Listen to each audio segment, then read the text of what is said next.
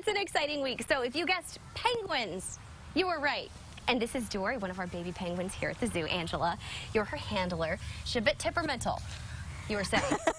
Sometimes. She is a little grumpy today. It's very hot. We all have bad days. These guys love the warm weather, but the gnats are also out, and they like to bite them, and so it makes them a little grumpy. So tell us a little bit about Miss Dory. So Dory was hatched here at the Little Rock Zoo about a year ago, November a year ago.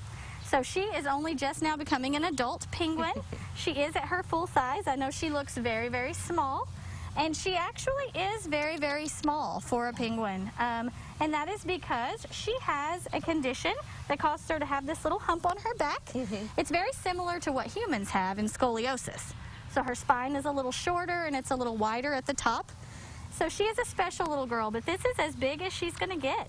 So I know penguins come in all shapes and sizes.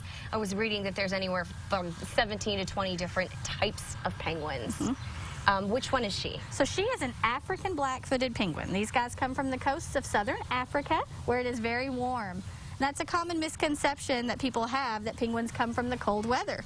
But 2/3 of the amount of penguins that we have in the world actually come from the tropical areas where it's really hot. African penguins are really, really endangered in the wild. There's a lot of reasons for that. One, of course, is all of the plastic that's in the ocean. So many seabirds have plastic in their bellies.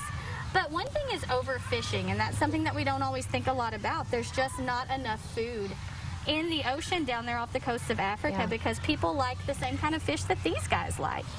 So you can come out here and see Dory and all of her tuxedo-clad friends on Saturdays and Sundays. They're animal ambassadors, so they're out here and they do shows at the pavilion. It's at 11 a.m. and, of course, over at the exhibit. And the zoo's got a lot going on. I'm going to let you guys talk a little bit more about that. But we'll see you here next week with another animal.